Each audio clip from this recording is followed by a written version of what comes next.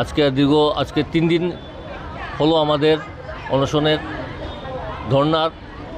এই ধর্না আমাদের মনে ছিল না যে করব আমরা, কিন্তু সিচুয়েশন আমাদেরকে বাধ্য করেছে, compelled us to join such type of agitation. কারণ আমরা যদি দেখি 1998 থেকে RNTCP স্টার্ট হয়েছিল, আজকে দীর্ঘ 27 বছর আমরা এখনও কন্ট্রাকচুয়াল রয়ে গেছি। তারপর শুরু হয়েছে 2005-06 থেকে NHM, সেটার সঙ্গে আমরা একসাথে কাজ করছি এখন।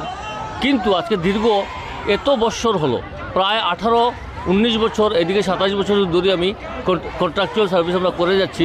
কিন্তু আমাদের সেই সমাজকে সেই সেবা আমরা দিয়েছি যেটা একজন পার্মানেন্ট স্টাফও দিয়েছে, কিন্তু আমরা সেই অনুসারে বেতন আমরা পাচ্ছি না।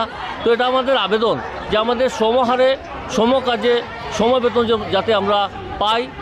2 নম্বর হচ্ছে, এতদিন থেকে আমরা সেবা দিয়ে আসছি, তার মধ্যে একটা কোভিড, এটা এত বড় মহামারী যে ছিল, সেই সময় আমরা বিনা নিজের চিন্তা করে, আমরা পরিবারের চিন্তা না করে আমরা দিনরাত্রি অহরহ আমরা কাজ করে গেছি।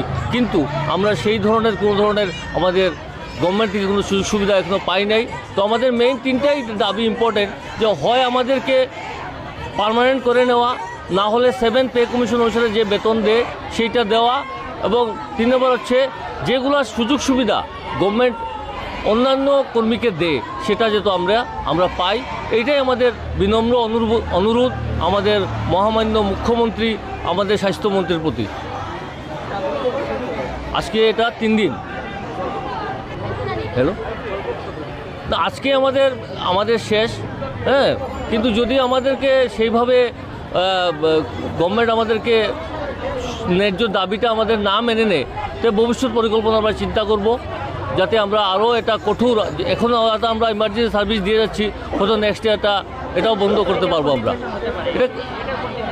এটা আমরা ডিসকাস করব আমাদের সবার সাথে, আমাদের স্টেট কমিটি যেভাবে আমাদেরকে সাজেস্ট করবে সেইভাবে আমরা আমাদের নেক্সট রূপায়ণটা করবো আর কি।